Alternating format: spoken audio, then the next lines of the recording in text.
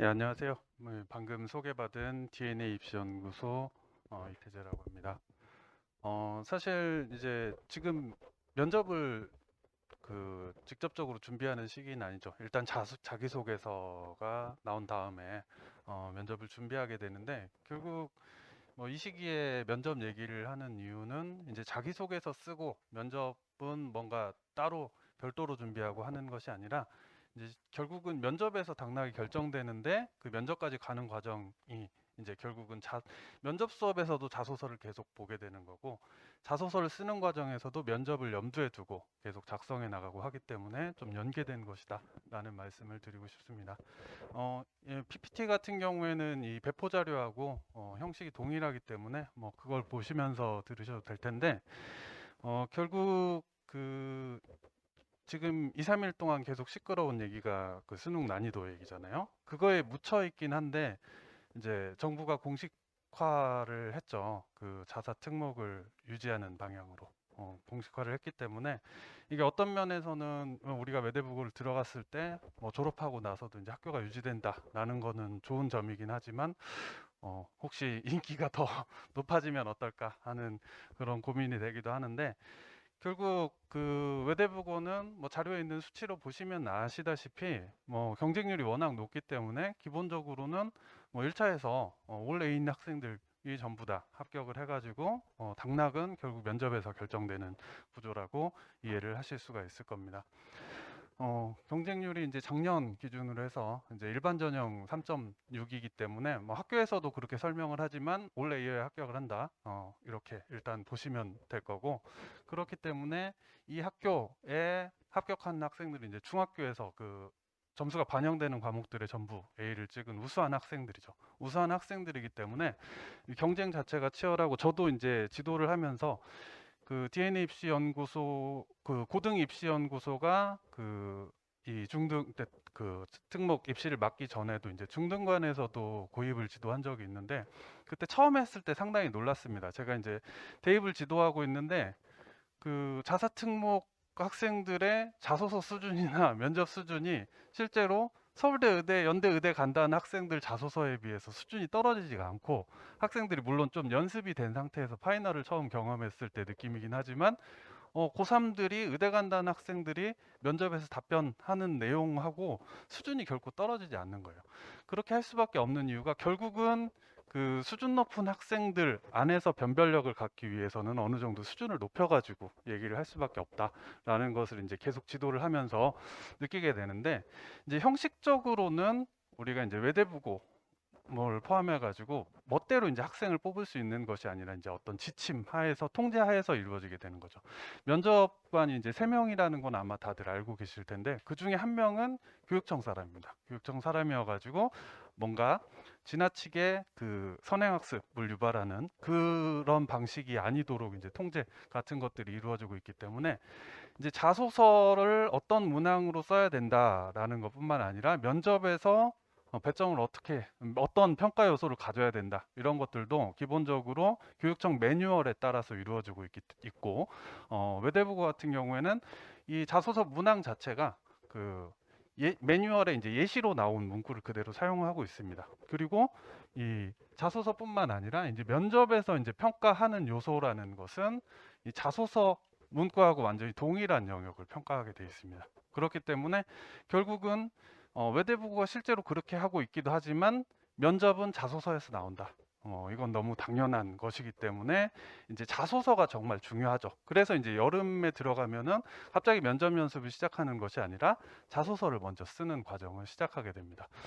외대부고를 지원하려는 학생들이 미리 염두에 두고 이제 준비해온 학생들도 있긴 하겠지만 사실 지도를 자소서부터 해보는 단계에서 본다라고 하면 우수한 학생들이긴 하지만 뭘 해보거나 이제 고민해보거나 이렇지 않은 학생들도 상당히 많습니다. 그냥 나는 외대부고에 가겠다, 의사가 되겠다 이 정도의 막연한 목표만을 가지고 있을 뿐이지 고민이 없는 상태에서 쓰려고 하면은 쓸 게 없어요.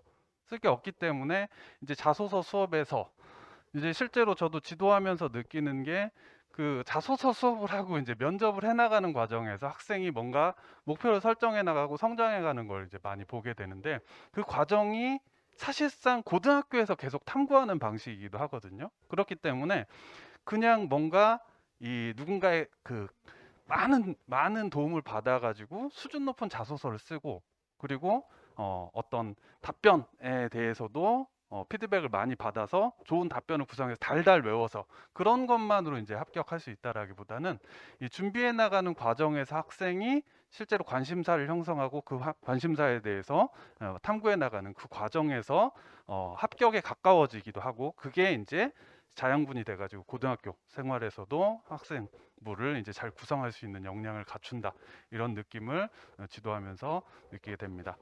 일단 자기소개서에 대해서는 이 이후에 방익은 선생님께서 이제 자세히 설명을 해주실 거기 때문에 면접에 대해서 이제 일단은 맛보기로 말씀을 드리도록 하겠습니다. 그 외대부고는 뭐 자료에서 하나고하고 좀 대비를 시키면서 얘기를 한 부분도 있긴 합니다만, 기본적으로는 이 학생부에서는 참고만 할 뿐 안 낸다라고 이제 그 입학 설명회에서도 실제로 얘기를 하시죠. 그렇기 때문에 자기소개서에 쓰는 것이 곧 나의 면접 질문이 된다라고 이해를 해야 되고, 이제 자소서만으로 이제 실제로 혼자 쓰고 하다 보면은 면접에서 질문을 던질 만한 내용을 안 쓰는 학생들도 실제로 있긴 해요. 그런 학생들 같은 경우에는 어떤 의미에서는 어쩔 수 없이 이제 학생부를 기반으로 해서 질문이 만들어지기도 하는데, 준비를 제대로 한다라고 하면은 그런 일은 이제 기본적으로 없다라고 생각을 하시면 됩니다. 그리고 이제 15분이라는 상당히 긴 면접을 보게 되는데, 질문 수는 3개로 정해져 있습니다. 그러니까 n분의 1하면 5분씩이죠. 5분을 말한다라는 건 엄청난 겁니다. 제가 이제 그 어떤 구술뿐만 아니라 이제 대학에서 서류 기반 면접을 하는 경우들이 있거든요. 학교에 따라서 있게 되는데, 그 경우에도 학생들이 실제로 답변하는 시간은 1분 전후예요. 1분 전후인데, 실제로 이제 어떤 잘 갖춰진 학생들이 외대부고에서 준비된 질문에 제대로 답변을 했다라고 하면은 길게는 3, 4분까지도 얘기를 해야 사실상 충실한 답변이 될 수 있는 것이기 때문에, 어떤 대비 없이 이런 형식의 면접을 우리가 통과하기는 어려울 수 있다라는 걸 말씀을 드리고 싶습니다. 자료에도 써놨지만 이제 복합적이거나 이제 사례를 제시해야 되거나 현실과 연관짓거나 이런 얘기를 하는데, 이게 이제 그 배포 자료에 있네요. 자료에서 이제 7페이지 표시된 부분을 보면은, 이거는 이제 그 설명회에서 공개를 했던 예시 문항입니다. 예시 문항. 예시 문항을 보시면은 밑줄 그어놓은 부분을 중심으로 보셔도 그렇고, 이제 뭔가 단순하게 질문 하나, 이게 뭐냐라는 식의 단순한 질문을 하는 것이 아니라 쓴 내용과 관련해서 확장해서 이해하고 있는가를 평가하는 복합적인 문제가 주어진다라고 하고, 이제 다음 페이지에 제가 적어놓은 것처럼 학교에서 이렇게 말을 하고 있습니다. 만약에 국내 얘기를 했으면 그 얘기가 국외에서는 어떻게 적용되느냐, 장점을 얘기했으면 단점은 뭐냐, 그리고 이제 뭔가 그 단계를 그 여러 가지 어떤 문제에 대해서 해결 방안을 3가지를 제시했다라고 하면 우선순위를 말할 수 있는가, 이런 식으로 그 실제로 적은 내용에 대해서만 자세히 말할 수 있다라는 것만으로 충분한 것이 아니라 그 격가지로 뻗어나갈 수 있는 고민을 할 수 있는가 아닌가 같은 것들이 이제 중심적으로 평가가 되고 있다라고 얘기를 하고 있습니다. 그렇기 때문에 이제 결국은 우리는 자소서를 한 5주 정도에 걸쳐 가지고 쓴 다음에, 그 다음에 이제 면접 수업으로 넘어가게 되는데, 면접 수업 단계에서 하는 것은 사실상은 말하기 연습이라기보다는 내용을 채워가고 이제 공부를 해나가는 과정입니다. 물론 자기소개서를 쓰는 과정도 그냥 어떤 수준 높은 주제를 정해가지고 그거에 대해서 그 보기 좋게 적어 내려가는 그런 과정만이 아니라, 사실상은 이제 공부를 해나가면서 그 격가지에 대한 이해를 높일 수 있는 그런 과정이라고 보시면 됩니다. 그래서 이제 그 7페이지, 8페이지에 적혀 있는 그런 문항들에 답변하기 위해서는 이 문항이 어디서 나왔는가를 이제 역으로 유추해 본다라고 하면, 어떤 면에서는 단순하게 책 제목과 책에서 이제 이런 판단을 했다, 혹은 이런 것을 알게 됐다라는 그 문구 하나에서 나온 것일 수도 있습니다.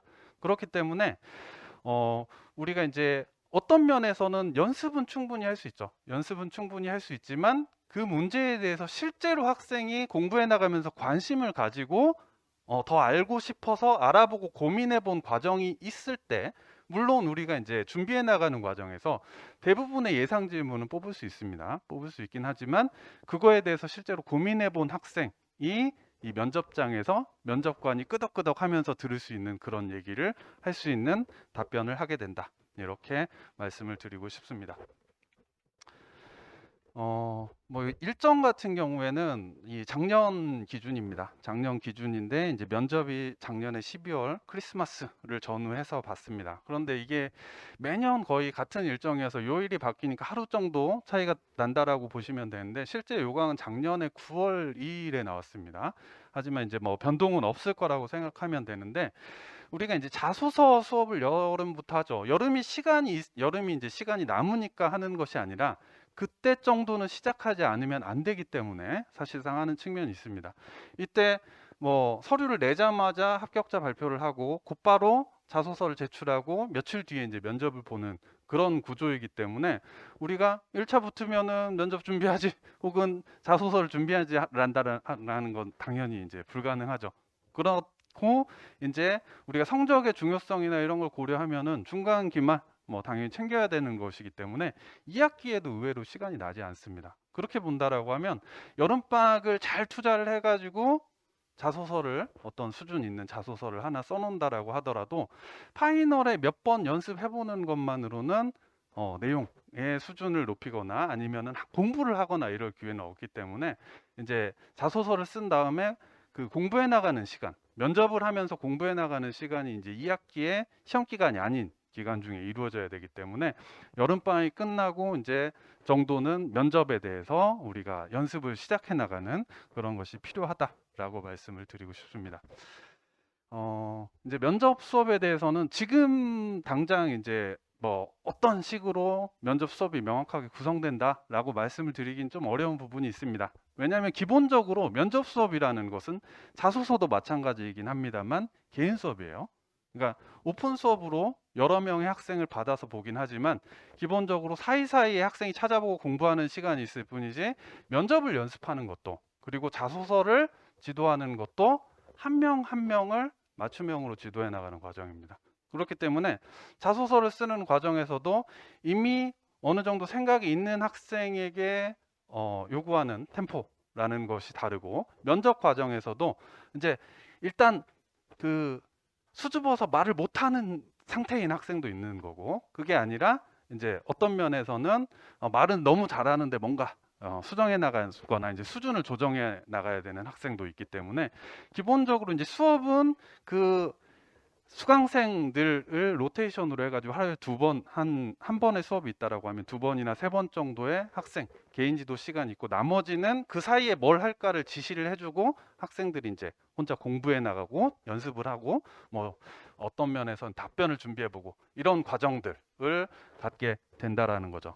이제 11페이지 자료처럼 이제 결국은 그 여러 개의 수업을 맡고 여러 학생을 지도하다 보면 학생에 대해서 그냥 그 상태에서 한번 해봐라 라고 바로 이제 질문을 던지는 것이 아니라 그 전까지의 현재 상태를 계속 누적해서 관리하면서 그 전에 이 질문에 대해서 어떤 대답을 했었는지 그리고 부족한 부분에서 어떤 부분을 공부하라고 했었는지 그런 것들을 강사가 물론 양식 자체는 지도하는 강사마다 조금씩 다를 수 있긴 하겠습니다만 저 같은 경우에 그렇게 관리해 나가면서 그 학생의 현재 이제 가장 필요한 수준의 연습을 시킨다. 어떤 면에서는 이제 그 두 가지식으로 말하기 그리고 뭐 손을 떠느냐 아니면 시선 처리를 하느냐 이런 것들이 중심이 되는 우선적으로 이제 지도를 해야 되는 학생이 있는가 하면 아니면 어느 정도 수준이 갖춰져 있으니까 곁가지로 이제 뻗어나가는 연습을 하느냐 이런 것들이 이제 학생마다 조금씩 이제 다르게 접근이 된다라는 거죠. 그리고 두 번째로는 면접 수업은 결국은 예상 문제 를 바탕으로 해가지고 연습을 해나가는 과정입니다. 예상 문제를 뽑는 게 상당히 중요하죠. 그거는 결국 이 자소서라고 한다면 우리가 이런 질문이 나올 가능성이 높다라는 것을 캐치해낼 수 있는 사람이 출제를 하는 것이 맞겠죠. 그래서 저희는 이제 뭐 파이널까지 가는 과정에서 문제 출제 자체는 전부 다 이제 면접 수업을 하시는 선생님들이 직접 시간 밤에 안 자고 시간 출제를 합니다. 그래서 이제 학교 특성에 맞게 뭐 자소서를 더 깊이 있게 질문하는지 아니면 예를 들면 하나국어라고 한다면 학생부 질문이 많으니까 그거에서 뽑을 수 있는 질문들 이런 특성까지를 고려해 가지고 질문을 구성을 하게 됩니다. 근데 실제로 질문을 뽑다 보면은 사실상은 좀 단순한 질문들이 여러 개 있게 돼요. 그것들을 사실상 외대부고에서 던지는 질문에 맞게 재구성하는 연습이 돼야 되는 거고, 그러니까 이 책에서 인상 깊었던 내용은 뭐냐? 라는 질문이 있는 거고, 그 다음에 그것과 연계해 가지고 본인의 진로와 관련해서 뭔가 생각을 뻗어나가는 부분이 있는 거고, 이런 질문들을 일단 별도로 연습을 한 다음에 그것이 합쳐진 질문이 됐을 때 답변을 구성하는 연습, 이런 것들이 이제 외대부고를 지원하는 학생이라고 한다면 병행이 된다라고 말씀을 드릴 수가 있을 겁니다. 그리고 이제 세 번째로 수업에서 이제 특징적으로 강조하고 싶은 것은 면접 연습이 면접 연습만은 아니다라는 겁니다. 실제로 이제 자소서가 무조건 어려워야만 합격하는 건 아니에요. 수준 높은 자소서를 쓰는 게 물론 좋지만 그것을 제대로 소화할 수 없는 상태라고 한다면 평이라기보다는 약간 수준을 낮추는 것보다 더 나쁜 선택일 수도 있습니다. 15분 동안 세 가지 테마에 대해서 15분 동안 학생이 얘기해야 된다라는 상황이라는 것은 정말 깊은 이해를 사실상 가지고 있지 않으면은 쉽게 말해서 이제 바탕이 드러날 수밖에 없는 거죠. 바탕이 드러날 수밖에 없기 때문에 답변을 해나가면서 이 학생이 이 관심을 가지고 이해도가 계속 높아졌다라고 하면 어떤 의미에서는 수준을 자소서를 더 높일 수도 있는 것이고, 그리고 답변을 해나가는 과정에서 어떤 표현이 있으면은 그러니까 그 어떤 지식에 대해서 개념 설명과 같이 해버렸다라고 하면은 그것이 직접 질문이 되긴 어렵지만 어떤 면에서 이거를 학생이 말로 잘 표현할 수 있는 상태라고 하면 키워드만 던져서 어떤 면에선 그걸 직접 입으로 말해보는 것이 평가에 유리할 수 있겠다. 이런 것들을 통해서 주제를 유지하면서 수준을 조정할 수도 있고 아니면 주제를 바꿔나갈 수도 있고 이런 식으로 해서 사실상 면접 수업이 많게 본다라고 하면 자소서를 작성한 다음에 뭐 4회차 수업 2번 정도를 파이널 전에 진행을 하게 됐는데 그 과정에서 끊임없이 자소서는 토시 하나라도 문구 하나라도 소재 하나라도 바꿔나가는 그런 과정이다. 그렇기 때문에 이제 자소서를 수업하는 선생님들하고 면접을 지도하는 선생님들하고 기본적으로 다르지 않습니다. 그게 이제 선생님은 중간에 뭐 시간에 따라서 다른 선생님을 만나게 될 수도 있긴 합니다만 기본적으로는 계속 자소서와 면접을 함께 고민하면서 준비해 나가는 그런 과정이 이제 면접 수업이다. 이렇게 말씀을 드리고 싶습니다. 자료에는 안 넣어놨는데 제가 이제 그 외대부고는 공개하지 않았는데 하나고에서 그 작년 입학 전형 영향평가 결과 보고서라는 걸 공개를 해놨더라고요. 그걸 보니까 이제 교과 질문 이런 것들 나왔다 이런 것도 있긴 했는데 같이 보면 좀 좋을 것 같아가지고 그 면접관이 이제 사교육에 대해서 생각한 부분들에 대해서 코멘트를 한 거를 이제 좀 정리를 해놨습니다. 면접관이 하나고 기준입니다. 하나고 기준이긴 합니다만 면접관이 보기에 사교육 기관의 도움을 받아서 면접 연습을 한 것으로 보이는 경우가 5명 중에 1명이 넘는다. 라고 이제 작년 면접관 선생님들이 이제 평가를 하셨어요. 상당히 높죠. 그렇다라고 하면 우린 사실 사교육의 도움, 여기도 사교육이잖아요.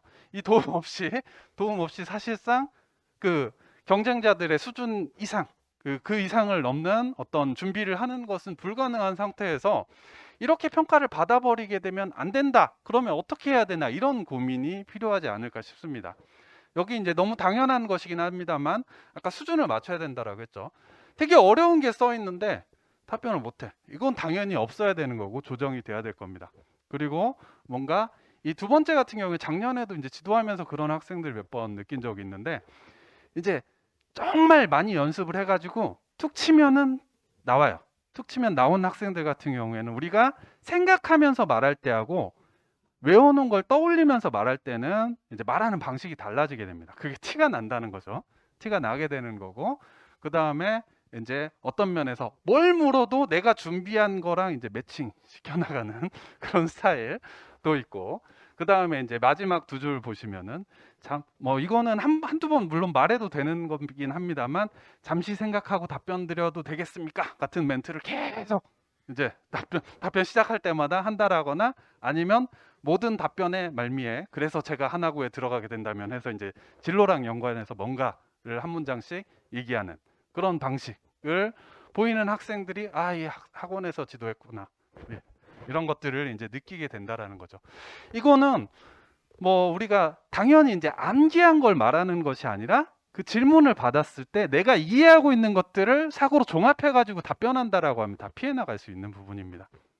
그리고 그 과정들이 이제 실제로 고등학교에서 이제 관심을 가질 만한 그런 주제에 대해서 깊이 고민해 나가는 과정이 있고, 그거에 재미를 붙인다라고 하면 이런 부분이 문제될 것은 없습니다. 자소서 수준을 단순히 높이고 그 어려운 거에 대해서 뭔가 적어 가지고 암기하는 그런 방식으로 하기보다는 학생들이 실제로 관심사에 대해서 이해를 심화시킬 수 있는 그런 자소서와 이제 면접 지도를 해나가도록 하겠습니다. 감사합니다.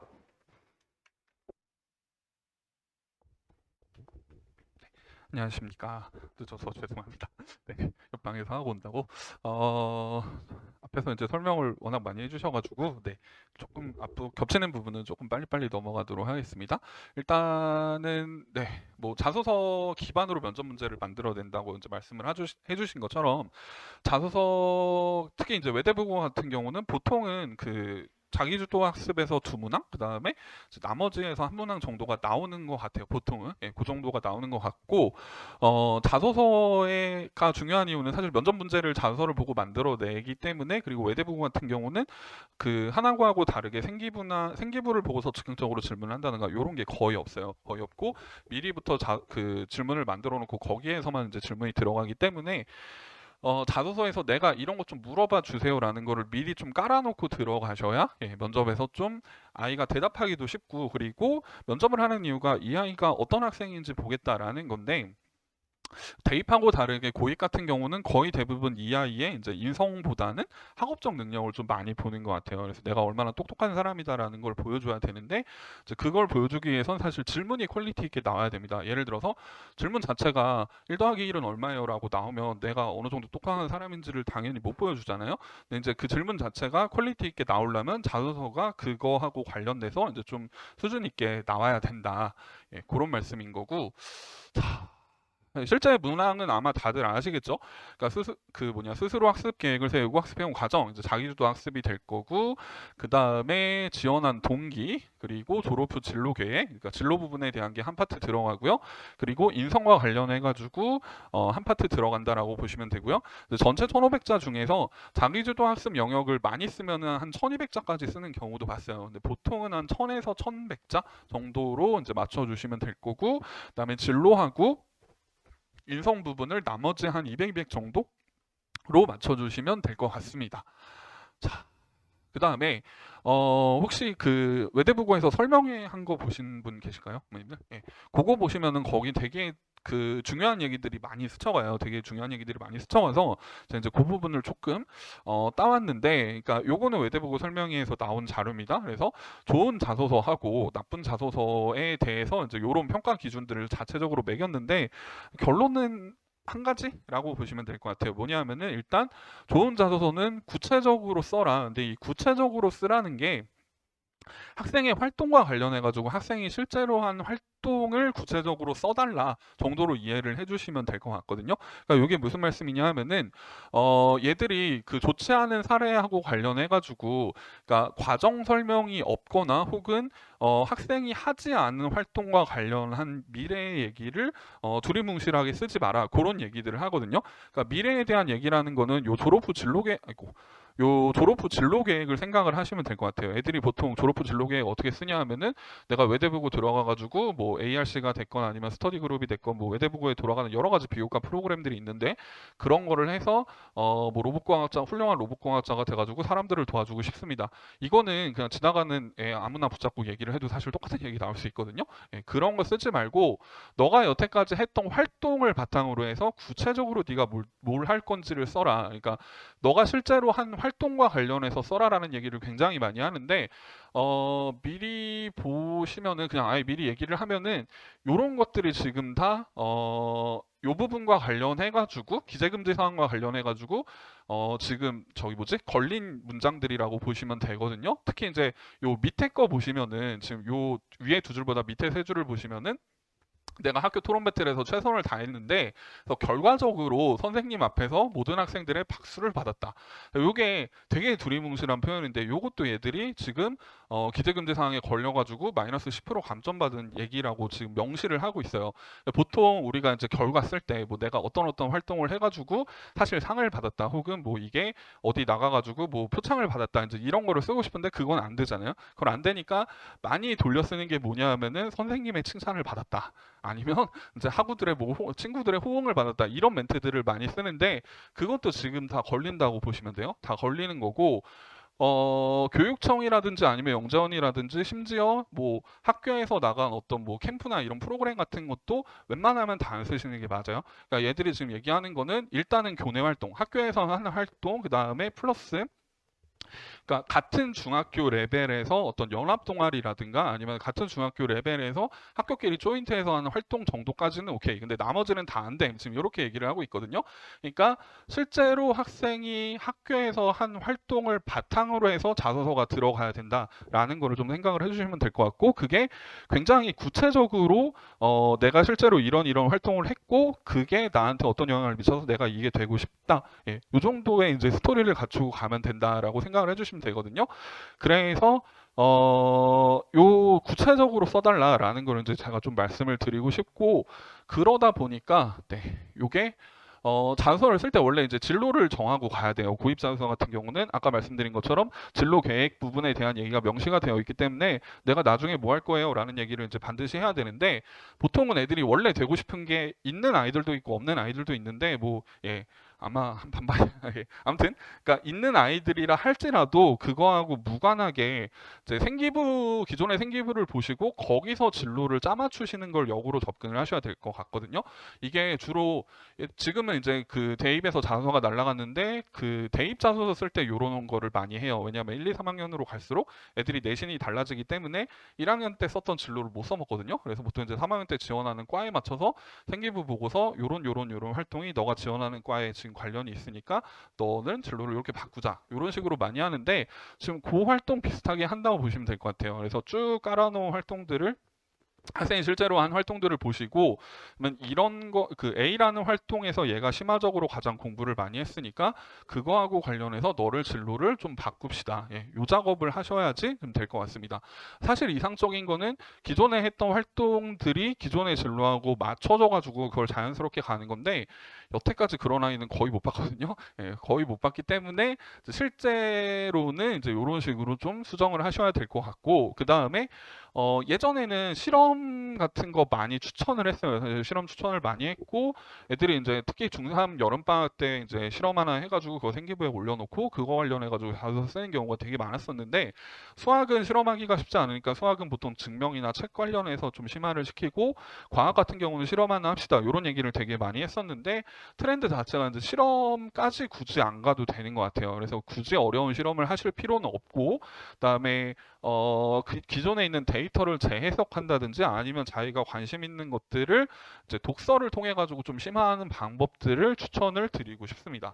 그래서 사례를 이제 좀 제가 몇 가지 보여드릴 텐데 이 친구 같은 경우는 기존의 진로가 원래는 얘도 의대를 가고 싶었던 친구예요. 의대를 가고 싶었던 친구인데 사회 시간인가 요거하고 관련해서 이제 보고서를 하나 쓴 게 있었어요. 그래서 탄소 발자국이라고 해서 지구온난화하고 관련된 거를 하나 썼었고 그러다 보니까 이제 지도 별 생각 없이 지구온난화하고 관련된 것들을 이제 이런 식으로 이제 좀 사실 요거 할 때 요 책을 읽었었던 거고 영어 시간에 이제 요거 하나 더 했던 게 하나 있었죠. 그 다음에 업사이클링, 리사이클링은 지구온난화하고는 조금 관련 없이 그냥 따로 병렬적으로 했었던 활동인데 생기부를 쭉 보다가 보니까 어쨌든 요런 얘기들이 반복적으로 나오니까 그러면 너는 이제 요렇게 진로 목표를 바꾸자, 바꾸자가 된 거고 수학은 요게 이제 실제 자소서를 제가 조금 이제 변형을 한 건데 수학은 그냥 증명하는 게 들어갔습니다. 수학은 조금 이따가 더 자세하게 보여드릴 거고 아마 그 자료 나간 거에 있을 거예요. 수학은 이제 증명하는 게 들어간 거고 과학을 하나 이제 심화를 하기 위해서 지구온난화를 연구하는 환경공학자로 이제 진로를 맞춰 놓은 거고 그러면 그거하고 관련해서 지구온난화 관련된 이제 실험을 간단하게 하나 했어요. 그런 케이스로 보시면 될 것 같아요. 그래서 일단 여기 지구온난화에 속지 마라라는 거를 읽고서 그러니까 중학교 때 동아리에서 요런 지구하고 관련된 지구온난화하고 관련된 토론 활동들을 하면서 보니까 지구온난화 관련해서 온실효과론이라는 거랑 기후변동 주기론이라는 게 두 가지 이론이 있더라. 예, 저도 얘랑 같이 자소 쓰면서 이 온실효과론이라는 거랑 기후변동 주기론이라는 단어를 저때 처음 알았거든요. 제가 대학교가 지구과학과예요. 지구과학과임에도 불구하고 저런 단어를 이때 처음 알았습니다. 근데 이런 낯선 단어를 이렇게 쓴 이유가 뭐냐 하면은 이거 질문해 주세요라고 일부러 깔아놓은 거거든요. 자, 아까 소장님이 말씀하신 것처럼 이렇게 이제 어떤 이론에 관해서 써놓으면은 그 두 가지 이론에 대해서 이제 얘가 알고 있는지 당연히 검증이 들어와요. 검증이 들어오고 왜 그런 이론들이 존재를 하고 각각 이론에서 어떤 것들을 주장하고 어떤 그 두 이론 중에서 어떤 게 좀 더 이제 우세한지에 대해서 왜 우세한지에 대해서까지도 질문이 나오겠죠. 그래서 일부러 이쪽 깔아놓은 거고 그 다음에 토론을 하다 보니까 두 가지가 좀 서로 애들이 그 과학적인 근거가 없기 때문에 서로 말싸움만 하더라. 그래서 데이터를 실제로 얻기 위해서 내가 실험을 해봤다. 이제 실험 과정을 보시면은 여기가 변인 통제한 부분이 되고요. 나름대로 이거 변인 통제한 걸 지금 다 일부러 썼어요.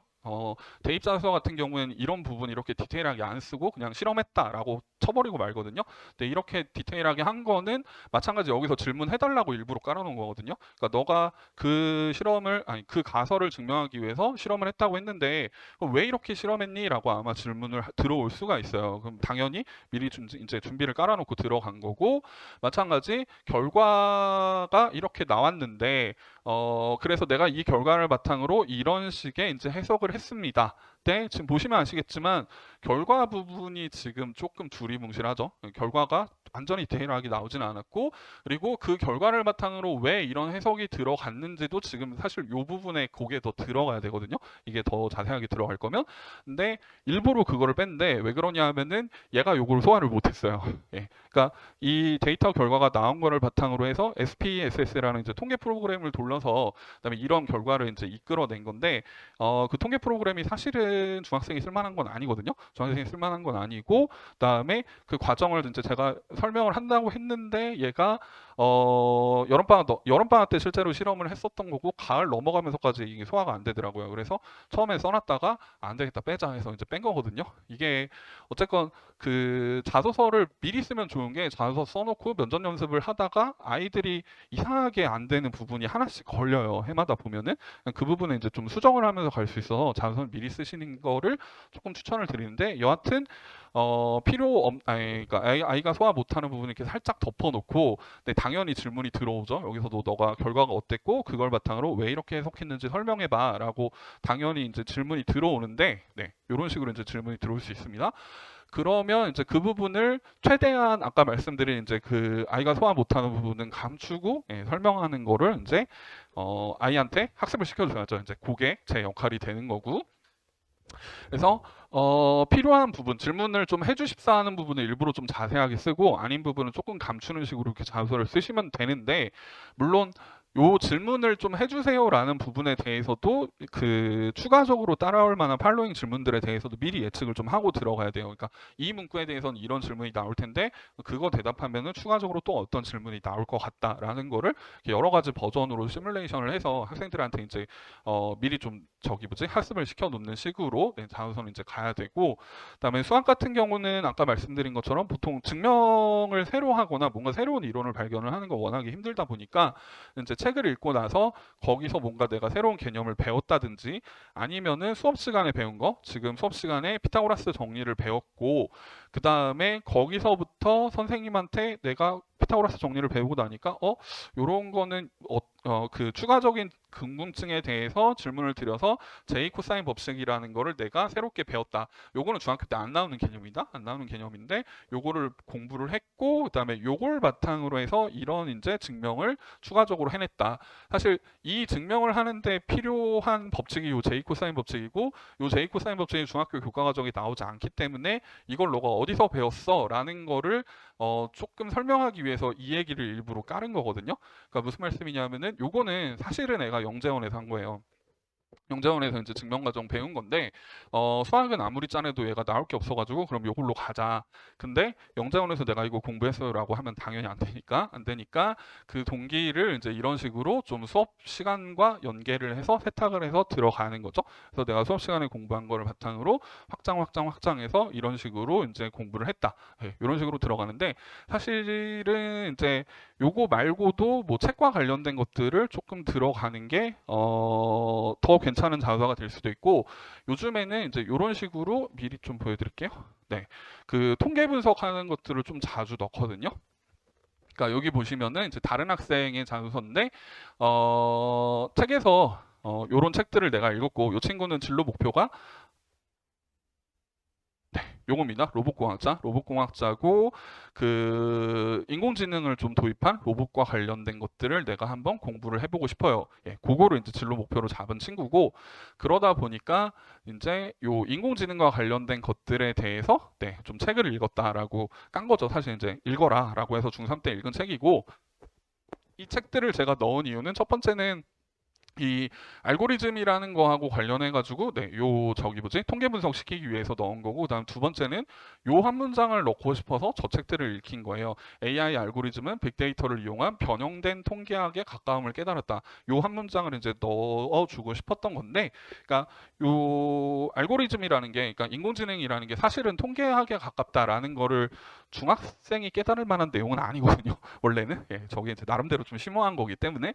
근데 이제 어쨌건 공부를 하다 보면은 그분을 진짜로 공부를 하다 보면 이 친구가 깨달을 수도 있으니까 요 한 문장을 위해서 넣은 거고, 네, 저거를 좀 질문을 해주세요. 그러니까 원래 제대로 질문을 하면은 요런 질문들이 이제 나오겠죠. 너가 이렇게 깨달은 이유가 뭐니?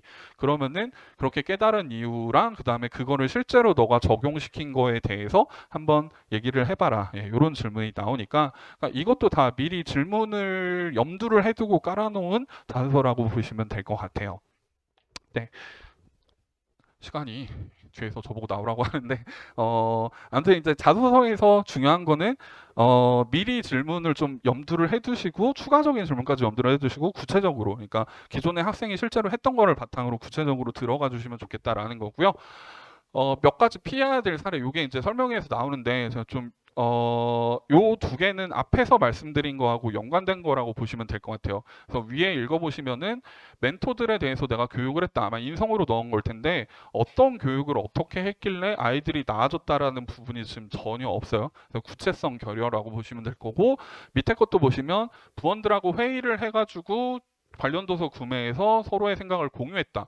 회의 내용이 뭐고 어떤 책 샀고 그러니까 어떤 생각을 서로 공유했는지도 역시 전혀 안 나오거든요. 그러니까 이런 식으로 그냥 서술형으로 쓰시지 말고 있었던 일을 실제로 구체적으로 써라라는 얘기고, 요거는 좀 되게 들으면서 되게 좀 신선했던 게 지금 요게 한 문장이에요, 전체가. 이만큼의 글이 전체 한 문장인데 잘 읽어보시면 아시겠지만 이거 애들의 문장은 아니거든요.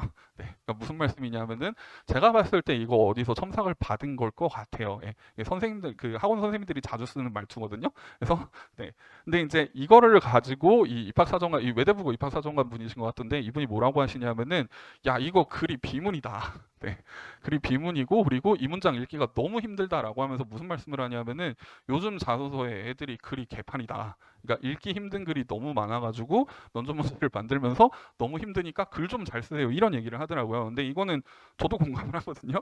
그러니까 이게 갈수록 애들이 영상으로 바뀌다 보니까 글을 쓰는 거하고 글을 읽는 거에 대해서 애들이 좀 되게 많이 힘들어해요. 그래서 문법적으로 어법적으로 원래 자소서에서 그거 가지고 태클을 안 걸거든요. 그거 갖고 태클을 안 거는데 이게 설명회에 나와가지고까지 이런 거를 얘기를 하시는 걸 보면은 좀 그 부분도 신경을 써주시면 좋겠다 싶어가지고 네 준비를 했습니다. 그래서 이 부분은 좀 생각을 해주셨으면 좋겠고 이제 중요한 거는 아까 말씀드린 것처럼 구체적으로 써라. 학생이 한 활동 기반으로 해가지고 실제로 되게 좀 사소한 거라도 거기서 의미 부여하는 건 얼마든지 할 수 있거든요.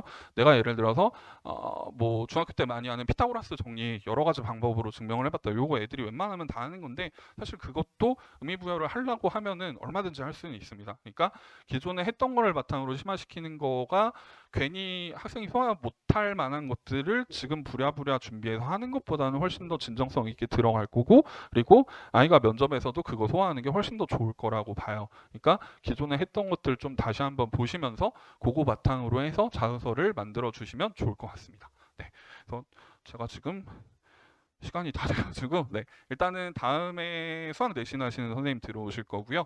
그리고 끝나고 이제 질문 시간 있으니까 그때 또 질문 받도록 하겠습니다. 감사합니다. 자, 안녕하세요. 인사드리겠습니다. 방금 소개받은 우리 다원교육 수학 전문가 나정철 수학자입니다.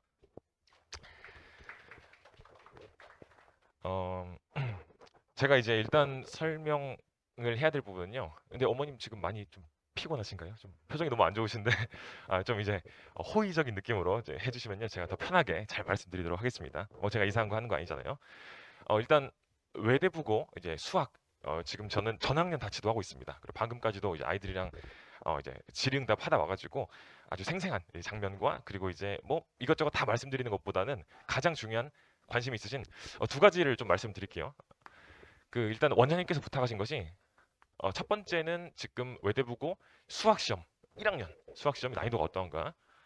그리고 제가 이제 또 PPT를 띄우려고 했는데 그냥 PPT 없이 하시라네요. 하라고 하셨어요. 이제 수학 시험 저희는 PPT가 주어지지 않습니다. 수학 시험에 정확하게 뭐 난이도입니다. 특히 이제 1학년이요. 제가 좀 집중할 것이 뭐냐면요. 제가 뭐 1학년 시험이 어떻고 뭐 그래서 어떻게 준비하고 어떤 아이들에게 유리하고 이런 식으로 말씀드리다 보면 너무 한없이 내용이 발산되기 때문에 딱 두 가지만 최대한 이제 건조하게 내용을 드라이하게 딱 전달을 하겠습니다. 알아서 이제 좀 자세한 부분은 이제 판단할 수 있도록 제가 내용을 전달하는 것에 집중하겠습니다.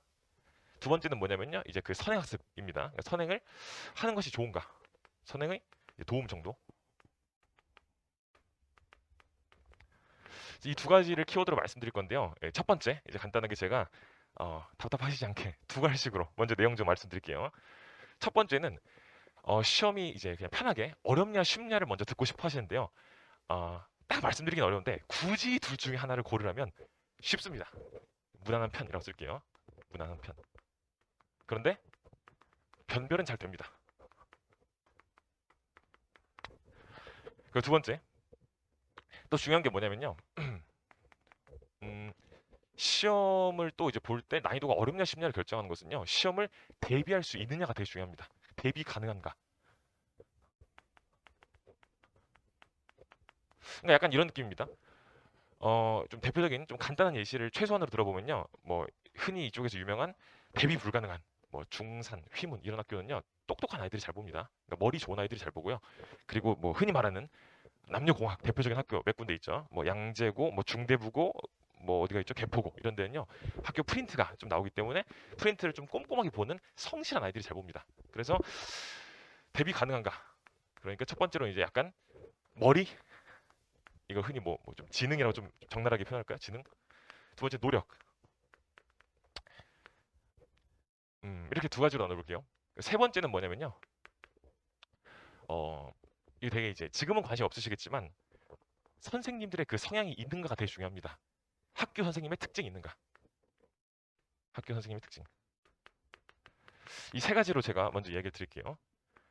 이쪽에서 얘기를 제가 한 5분 정도 하고요. 이쪽에서 한 1, 2분 정도로 간단하게 끝내겠습니다. 첫 번째로 이제 시험이 무난한 편이다 하면 이제 좀 쉽다는 말이죠. 변별력이 높다 하게 되면 이제 보통 어렵다는 말이잖아요. 근데 이게 왜 그런지 좀 말씀드릴게요.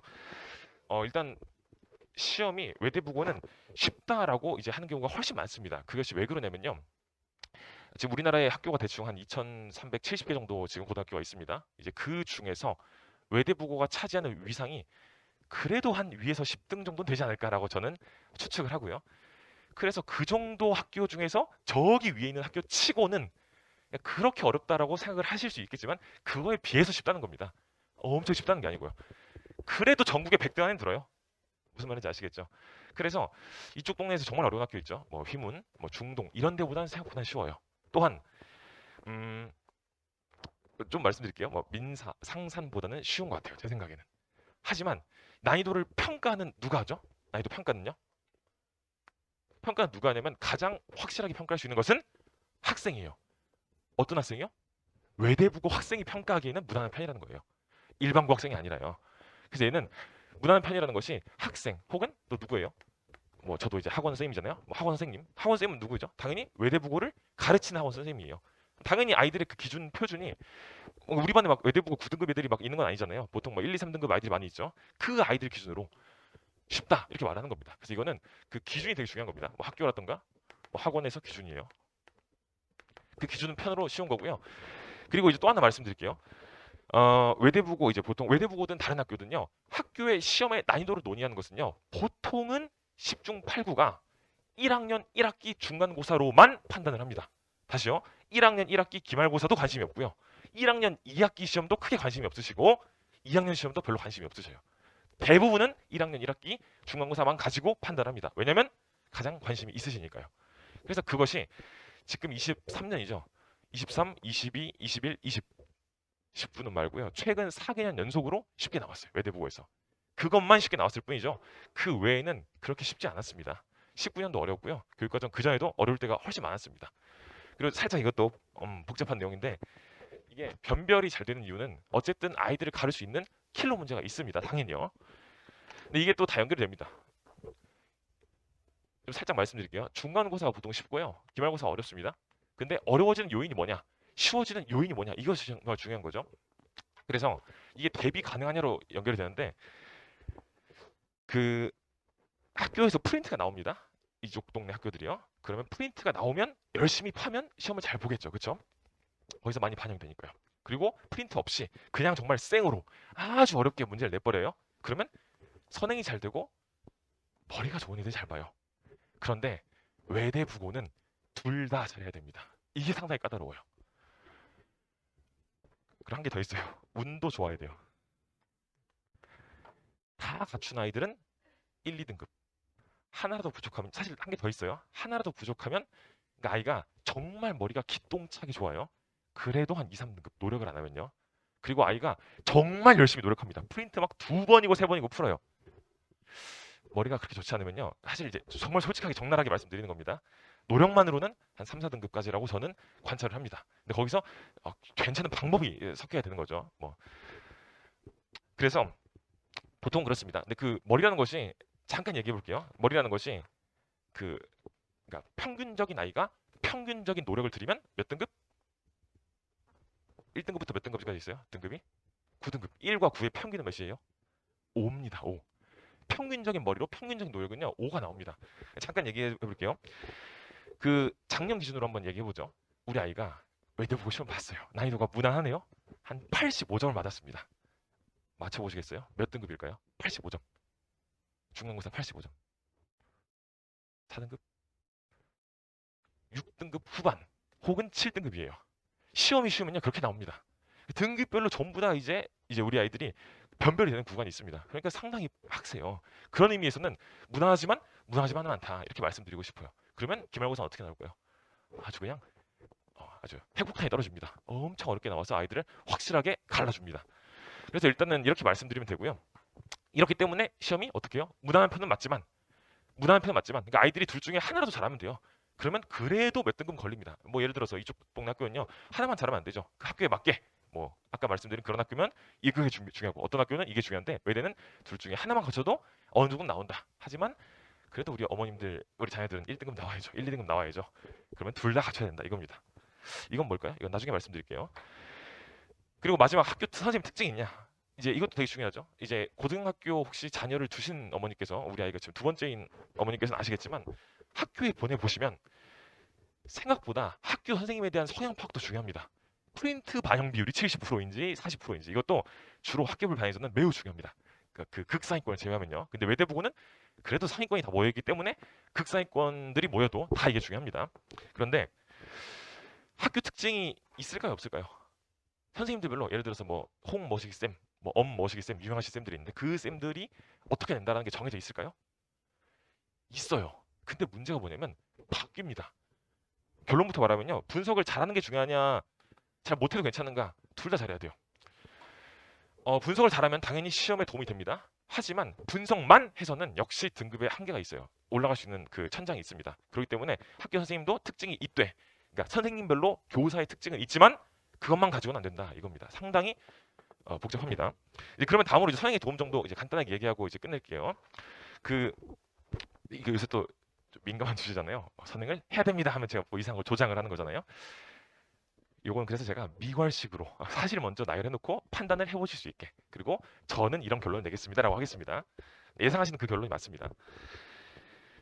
일단 저는 자녀는 없는데 조카가 있어요. 그 조카가 지금 외대부고를 간다면 어떻게 조언을 할 것인가, 그 아끼는 조카인데 그 친구한테는 어떻게 할 것인가, 그 결론을 먼저 마음속으로 생각하고 있습니다. 선행했을 때 가장 크게 도움되는 건 두 가지가 있어요. 첫 번째는요, 좀 이상한 것 같지만 첫 번째는요, 마음의 안정입니다.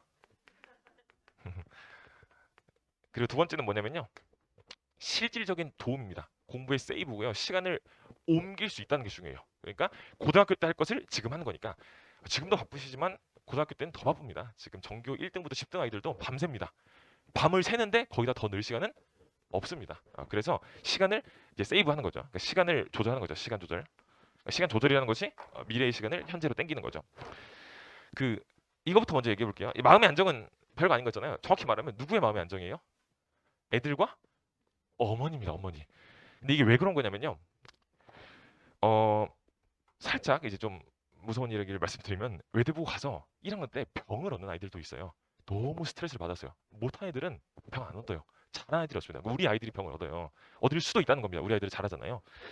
막 이명이 오거나 학교 수업을 못 들어서 계속 보건실에 있는 학교생도 있어요. 절대 그 꾀병이 아니에요. 그런데 그런 아이들이 왜 그러냐면 스트레스를 정말 많이 받아요. 그리고 3학년 되면 다 없어집니다. 1학년 때 스트레스가 제일 큽니다. 그래서 스트레스가 너무 크고요. 애들의 마음 상태가 너무 말도 안 되게 불안정합니다. 계속 불안정하기 때문에 애들이 계속 전화 걸고요. 새벽 2시에 전화 걸고요.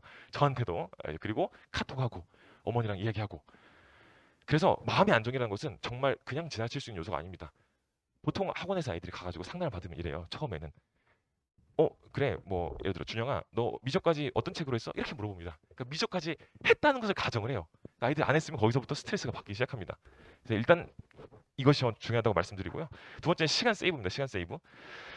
아까도 방금 살짝 말씀드렸지만 사실 미적분을 한다고 해서 혹은 수투 수원을 한다고 해서 고등학교 가서 기억을 하는가, 그건 또 다른 문제잖아요. 고등학교 가서 한 100 정도를 기억하려면 아이들에겐 몇 정도 집어넣어야 되냐면 한 1000 정도를 집어넣어야 돼요. 아이들은 빨리빨리 까먹습니다. 그러면 그게 너무 비효율적이지 않냐 생각하실 수 있겠지만, 그래도 마음의 안정과 시간 세이브는 뭐냐면요, 그 100 정도를 가지고 이제 유의미한 시간에 활용이 되는 겁니다. 왜냐면 이번 여름에 외대부고 1학년 뭐 공부할까요? 수학, 하, 그리고 원, 투까지 합니다. 왜냐? 이번 겨울에 뭐 할까요? 원, 투 미적을 하겠죠. 그때 원, 투 미적을 수월하게 하려면 이번에 수 원, 투가 되어야 됩니다. 참 이게 할 게 많아요. 계속 이제 도미노로 안 하면 계속 밀리는 거고, 하면 계속 세이브가 되는 겁니다. 그래서 적은 양이라도 하게끔 되는 겁니다. 교육과정은 아마 아실 겁니다. 살짝만 써드릴게요. 수학 상, 수학 하, 얘는 뭘 하죠? 원, 투를 같이 합니다. 이제 자연계 입장입니다. 그리고 2학기 때 미적을 합니다. 그래서 아이들이 이때 2학년 1학기를 대비하기 위해서 이때부터 성적이 막 떨어지는 아이들이 생기거든요. 이때를 대비하기 위해서 여름이든 겨울이든 할 게 많고 그때만 몰아칠 수 없기 때문에 그것을 위해서 지금 겨울에 하는 것을 저는 권장을 드립니다. 겨울 혹은 지금이요. 겨울에는 수상함한 주로 하는 게 좋습니다. 그리고 미리 하실 때는 수학 1까지, 2까지, 미적까지 그리고 인문계라면 확통, 자연계라면 여건이 되신다면 기하까지 하는 것도 나쁘지 않습니다. 이 정도로 말씀드리면 제가 이야기 드릴 것은 충분히 말씀드린 것 같고요. 더 자세한 내용은 겨울방학 때 수업을 합니다. 그때 설명회 때 PPT 띄워서 쫙 더 멋있게 말씀드리도록 하겠습니다. 이상 타운교육 나정철 수학쌤이었습니다. 감사합니다.